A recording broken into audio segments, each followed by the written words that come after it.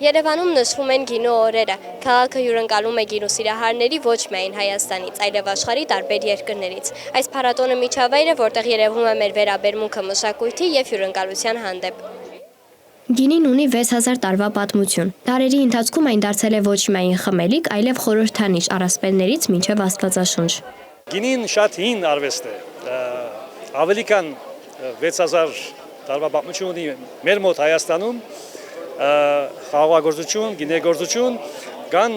առասպելներ գինու մասին, կա Նոյի լեգենդը, բնականաբար արատներից, որ իջավ տնկեց առաջի խաղողի տնկին։ Ըստ մասնագետի Հայաստանը գինու ծագման բնորանն է։ Այստեղ գինին ոչ միայն մշակույթ է, այլ նաև ժառանգություն, որը պահվում ու փոխանցվում է սերնդեսերունդ։ Այն ժամանակ արդեն կարասների մեջ մեր նախահայրերը պատրաստում էին գինի, բայց այն ժամանակ ծիսական նպատակներով պատրաստում էին գինի։ Ժամանակի ընթացքում դա դարձավ գեղեցիկ ավանդույթ եւ մարդիկ սկսեցին ավելի ու ավելի խմել, զարգացնել, հղկել, իսկ արդեն 20-րդ դարում, հատկապես արդեն 21-րդ դարում գինին դարձավ արդեն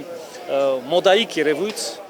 Նույնիսկ նրանք, ովքեր առաջին անգամ են Հայաստանում, այս օրերին արդեն փառատոնի մասն են դարձել։ Այստեղ շատ լավ է, ես վայելում եմ, եղանակը լավ է, և գինին էլ նույնպես։ Սա մեր առաջին գինին է, սա պարզապես սպիտակ գինի է,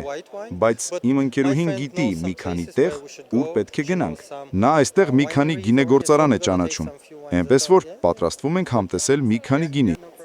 Գինին նաև պատասխանատվություն է, հատկապես երբ խոսքը կախվածության չափի բացակայության կամ անչափահասների հասանելիության մասին է։ Կարևոր է, որ այն վայելեն գիտակցված ու չափի մեջ։ Հայաստանում ալկոհոլից կախվածության խնդիրը ցավոք դեռ հաղթահարված չէ։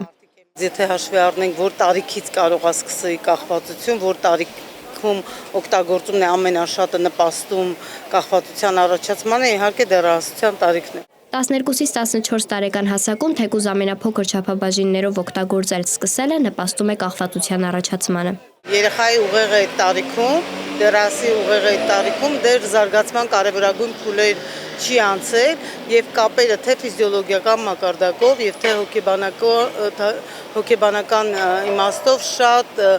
սուր, պինդ ու արագ են ձևավորվում։ Եվ հենց այդ զարգացող ուղեղն է, որ հատկապես խոցելի է ալկոհոլի առաջին փորձի ժամանակ, թողնելով ոչ միայն ֆիզիոլոգիական, այլև վարքային հետքեր։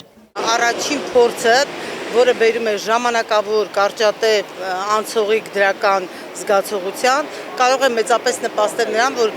դեռահասը նորից փորձի փնտրել այդ վիճակները։ Դա մեկ։ Երկրորդը, կերպարը, օգտագործող մարդու կերպարը, հա, գեղեցիկ, չգիտեմ, կանանց դեպքում շատ են շքեղացնում այդ պահը, հա, ձեր ասած ռոմանտիզացնում են այդ պահը, գրավչություն են հաղորդում դրան, ուժեղ, ինքնուրույն, ինքնաբավ անձնավորության կերպարի հետ են նույնականացնում։ Այն ամեն ինչ հասարակական հնչեղություն է ստանում եւ գեղեցիկ գովազդ մարդու մոտ առաջացնում է օգտագործման ցանկություն։ Եթե դա ընդունված է, եթե դա գեղեցիկ է, եթե դա տարածված է ու եթե դա մշակութային արժեք է կրում, չէ, մենք ունենք օրեր դրա համար, անպայման էլի դեռահասը երկու պահանջմունք է դեռահասին բնորոշ այդ տարիքում